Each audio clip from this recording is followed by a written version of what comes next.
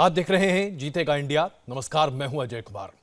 जब सही जानकारी और बुलंद हौसलों से कोरोना की जंग जीती जा सकती है तो डराने की क्या जरूरत है, क्योंकि आजकल आपको डराना बहुत ज्यादा लोगों को महत्वपूर्ण लगता है और महत्वपूर्ण जानकारी बड़ी कम बताई जाती है।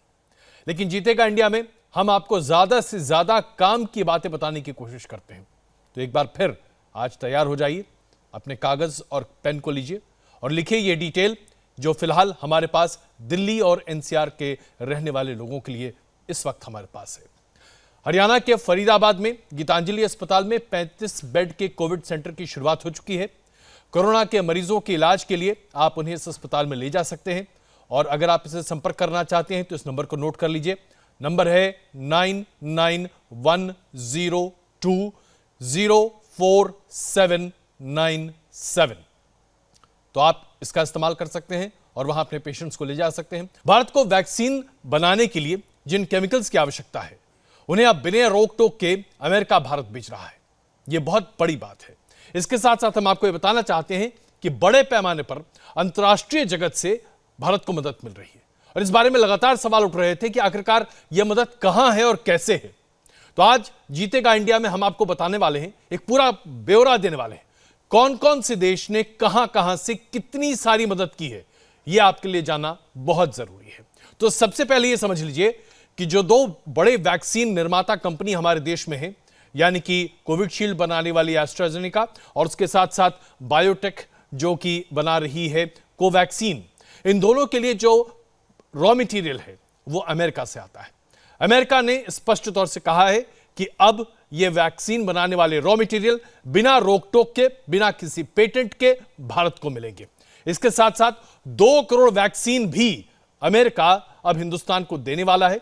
यह वैक्सीन एस्ट्राजेनेका के वैक्सीन है जो कि 2 करोड़ वैक्सीन अब मिलेंगे अमेरिका से भारत को। वेंटिलेटर्स मिल रहे हैं और उसके साथ साथ तमाम अन्य सुविधाएं भी मिल रही हैं। वेंटिलेटर्स 1000 के आसपास अमेरिका से अभी तक भेजे जा चुके हैं और उसके अलावा हम आपको यह भी बताना चाहते हैं कि और भी अन्य तबाद जैसे कि ऑक्सीजन कॉन्सेंट्रेटर्स हैं वो भी भेजे जा रहे हैं। तो ये तमाम सुविधाएं अमेरिका से लगातार भेजी जा रही हैं और ये ऑक्सीजन कॉन्सेंट्रेटर्स बड़े पैमाने पर लोगों के लिए मदद करती हुई दिखाई देंगी। इसके साथ साथ अमेरिका ने रेमडेसिविर इंजेक्शन के 81,000 वायल्स मुंबई एयरपोर्ट पर उतार दिए हैं। अब आइए बात करते हैं रूस की। रूस ने क्या क्या दिया है। रूस ने एक विशेष प्लेन भेजा जिसमें तमाम मेडिकल इक्विपमेंट्स भारत के पास हैं। सैकड़ों वेंटिलेटर्स इसमें हैं, ऑक्सीजन कॉन्सेंट्रेटर्स हैं। इसके साथ साथ 15 लीटर प्रति मिनट की ऑक्सीजन बनाने वाली तमाम मशीनें हैं। कोरोना से निजात दिलाने के लिए फेविपिर दवा जो है उसकी एक बहुत बड़ी खेप भेजी गई है। ये रूस ने मदद भेजी है। ब्रिटेन से जो मदद मिल रही है अब जरा उसका ब्यौरा देख लीजिए। करीबन 500 ऑक्सीजन कॉन्सेंट्रेटर्स ब्रिटेन ने भारत के लिए भेजे। 120 नॉन इन्वेसिव वेंटिलेटर्स हैं, यानी कि बिना गले में छेद लगाए हुए ये वेंटिलेटर्स आपके लिए काम करेंगे। ये इसी हफ्ते पहुंच रहे हैं और भारत के लिए ये होंगे 100 वेंटिलेटर्स और उसके साथ साथ 95 ऑक्सीजन कॉन्सेंट्रेटर्स अभी तक भारत पहुंच चुके हैं। ये यूके की तरफ से यानी कि ग्रेट ब्रिटेन की तरफ से मदद आई है और इसके साथ साथ कहीं और मदद की बात कही जा रही है। एस्ट्राजेनेका वैक्सीन के एक बहुत बड़े खेप को अब भारत की तरफ यूके यानी कि ब्रिटेन डाइवर्ट कर रहा है। अब जरा सिंगापुर से जो मदद आई है वो देख लीजिए। 8,000 से ज्यादा ऑक्सीजन कॉन्सेंट्रेटर सिंगापुर हमें भेज चुका है। 5,016 बाईपैप मशीन्स हमारे लिए भेजे जा चुके हैं। 556 ऑक्सीजन कॉन्सेंट्रेटर्स भेजे जा चुके हैं और इसके साथ साथ बहुत बड़ी खेप दवाइयों की भेजी गई है। सिंगापुर से यह तमाम मदद हमारे लिए आ चुकी है। फ्रांस से 8 ऑक्सीजन प्लांट भेजे जा रहे हैं जो कि 10 मई से लगने शुरू हो जाएंगे। इसके साथ साथ 250 बेड के एक अस्पताल की पूरी जरूरत एक ऑक्सीजन प्लांट पूरी कर सकता है। ऐसे 8 ऑक्सीजन प्लांट भेजे जा रहे हैं। 5 बड़े ऑक्सीजन से भरे कंटेनर्स फ्रांस ने भेजे हैं जिससे 10,000 मरीजों को ऑक्सीजन मिल सकेगा।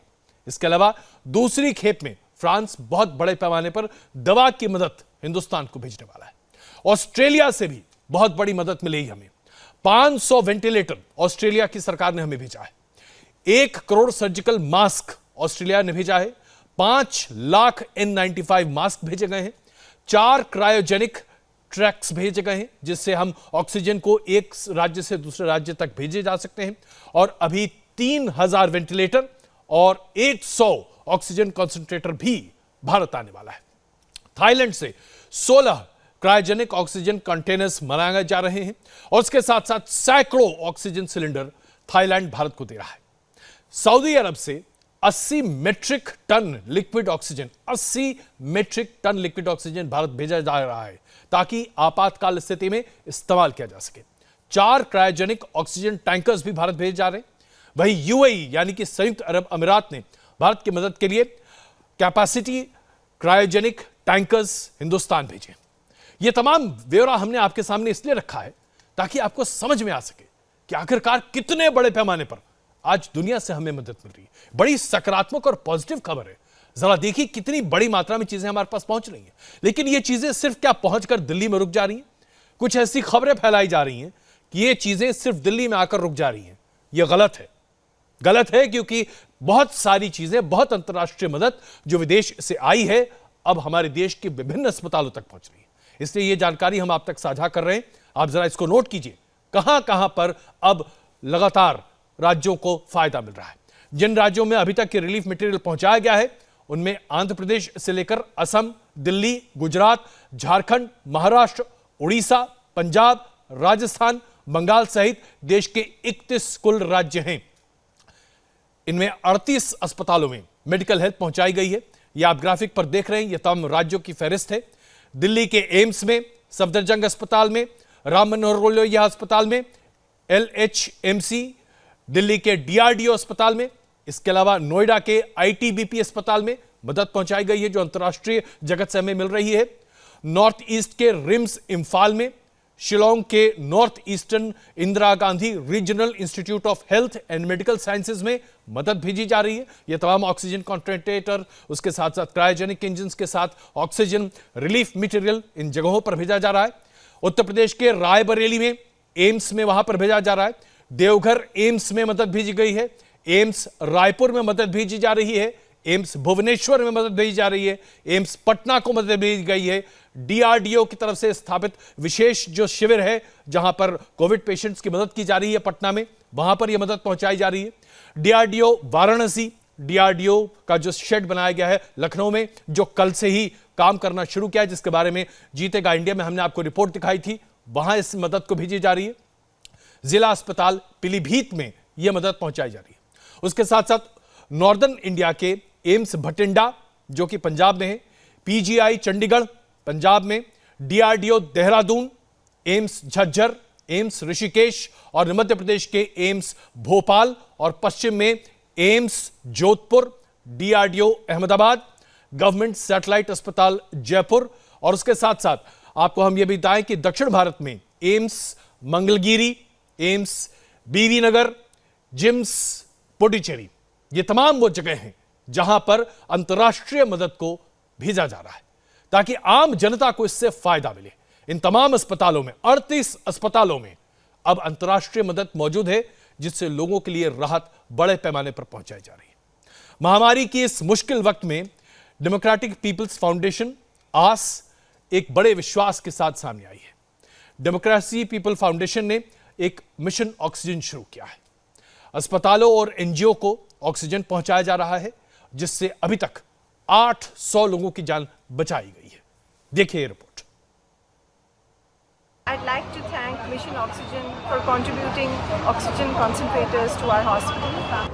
Thank you Mission Oxygen for supplying us oxygen concentrator. Thank you Mission Oxygen for donating 15 oxygen concentrators to Doctors for You. Mission oxygen को लाखों लोगों की दुआएं मिल रही हैं।